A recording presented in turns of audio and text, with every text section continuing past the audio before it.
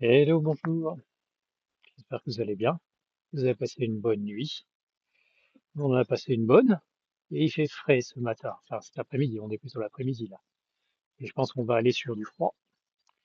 Vu que c'est enneigé un peu sur les hauteurs, ou du moins en tout cas, il y a du givre. Il y a du givre. Donc voilà.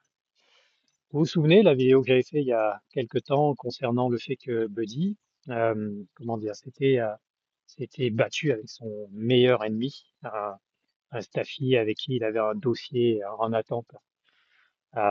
Et qui était un staffy plus jeune que lui, qu'il avait défié. Buddy avait laissé passer, puis ça s'était raccroché, il avait laissé repasser, puis ils se sont encore accrochés, et puis voilà. Et là, la dernière fois, ils s'étaient rencontrés dans un parc, et manque de peau, je ne savais pas que lui, il y était, ce petit staffy.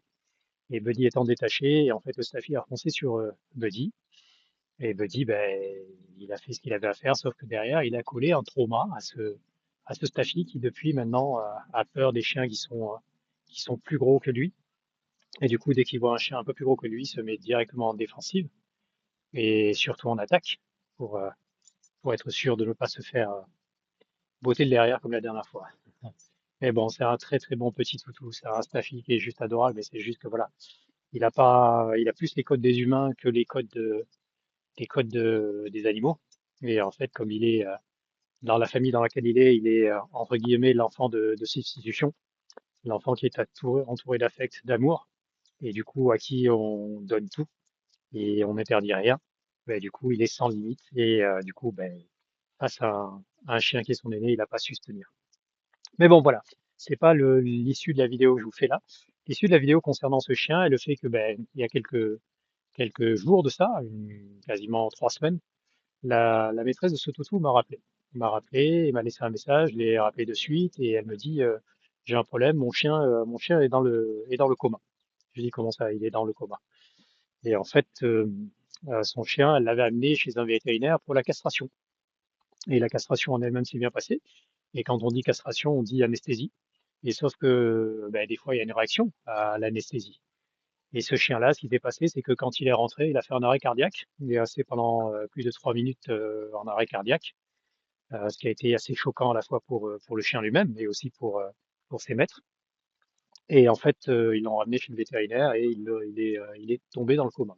Et ils l'ont gardé dans le coma. Et en fait, elle m'a appelé pour savoir qu'est-ce que je pouvais faire et si je pouvais faire surtout quelque chose. Donc, je lui ai dit que j'allais voir. Et, euh, donc j'ai fait ce qu'il fallait le soir quand je suis rentré du boulot. J'ai interrogé son corps émotionnel et son corps éthérique. Et effectivement, il était très très faible, une vitalité très très faible, qui est remontée un petit peu. Et, euh, et à partir de là, après, les jours d'après, il est remonté dans sa santé puisque j'étais le voir le samedi chez ses parents. Et ça a été assez marrant parce que la première réaction qu'il a eue, c'est une réaction de peur et d'énervement parce qu'il a senti l'odeur de Buddy. Et donc là, je leur ai dit, bah, c'est bien parce que ça veut dire qu'il a toute sa mémoire. Il se rappelle de ce qui s'est passé avec Buddy. Donc au contraire, sa réaction, elle est bienvenue, elle est même rassurante. Et puis bon, il s'est calmé. Après on a fait des câlins, patati patata. Et puis j'ai vu un peu ce qu'il avait à me dire, ce dont il avait besoin, qu'on a mis en circuit. Voilà. Mais le gros, c'est pour vous dire, voilà, la castration. La castration, je la comprends. Je la comprends, mais la castration est devenue une facilité aujourd'hui. Tout le monde se dit qu'on va castrer son animal parce que oui, soit parce qu'on a peur que si c'est une femelle ou un mâle, si c'est une femelle qu'elle nous ramène des petits, si c'est un mâle que ça le rende moins agressif, plus docile, ce qui n'est pas forcément vrai. Et ça, il faut bien que les gens se le mettent en tête, c'est pas forcément une vérité.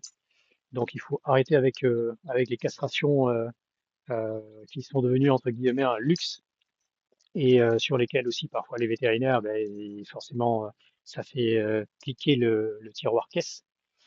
Mais à un moment, il faut aller plus loin que ça. C'est qu'à un moment, quand vous avez un chien, il faut savoir qu'effectivement, ce chien-là va avoir des caractéristiques, va avoir ce qu'on va appeler une personnalité, un caractère. Et le truc, c'est que vous êtes le maître, vous êtes le chef de meute, entre guillemets, et c'est à vous d'être capable de, de faire comprendre à ce chien que vous êtes au-dessus de lui.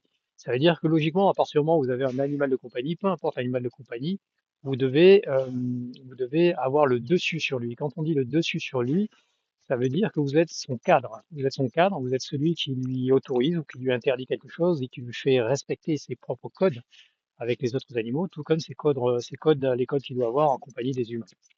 Donc il faut vraiment ça. Si les gens, encore une fois, faisaient l'effort d'être assis dans leur réel, ils se rendraient compte qu'ils auraient la capacité de pouvoir se balader en ville avec un taureau et de pouvoir rendre ce taureau totalement docile, quoi.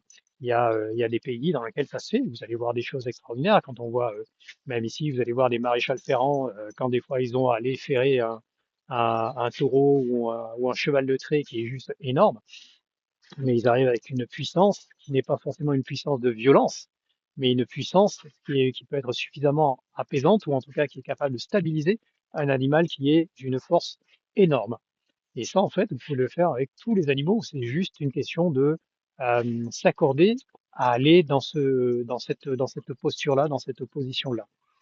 Et il faut que les gens apprennent à ça parce que ça éviterait des castrations chez des mâles qui parfois aussi vont sortir traumatisés de la castration parce que ça peut être traumatisant pour l'animal parce qu'il perd quelque chose. Au même titre que si vous, on vous faisait la même chose, vous auriez le sentiment qu'on vous enlève quelque chose et donc de quelque chose de violent et quelque part d'injuste. Donc il faut que les gens apprennent à faire attention à ça parce que ce toutou, pour justement rassurer, entre guillemets, pour que ces maîtres soient rassurés, bah, ils sont passés par l'idée de la castration, sauf que cette castration a failli leur coûter la vie de leur animal. Et c'est ça qui est triste, c'est que ben, on en arrive à ça, et c'est pas la première fois hein, que je rencontre ça, ce phénomène-là de gens qui amènent leurs animaux soit pour une castration, soit pour autre chose au niveau des vétérinaires, et que ça se passe mal parce que ben, il y a un surdosage médical, il y a une allergie, et surtout parce que les choses ne sont pas testées. Et surtout parce que des fois, il n'y a pas une nécessité. C'est aux gens d'apprendre à se hisser suffisamment haut pour être en capacité de commander ce qui est autour d'eux. C'est comme au niveau de l'éducation. Si vous avez un enfant, il faut que vous ayez la capacité à l'éduquer. Et la capacité à l'éduquer, c'est vous qui allez vous monter à ce niveau-là et pas trouver un subterfuge qui aura un effet sur cet enfant-là pour qu'il soit annihilé d'une certaine manière et qu'il n'ait plus sa réalité. Et en fait, il faut vraiment que les gens prennent conscience de ça vis-à-vis de nos animaux de compagnie, parce que ben, nous sommes amenés à être des hommes entre guillemets qui devons devenir grands et qui avons pour objectif d'être grands. Et nous avons cette capacité donc qui nous amène à pouvoir cadrer nos animaux de compagnie et leur éviter des choses qui peuvent être mortelles, voire traumatiques. Voilà. C'était juste cette vidéo que je voulais vous faire. Je vous souhaite une bonne après-midi et je vous dis à très bientôt. Prenez soin de vous.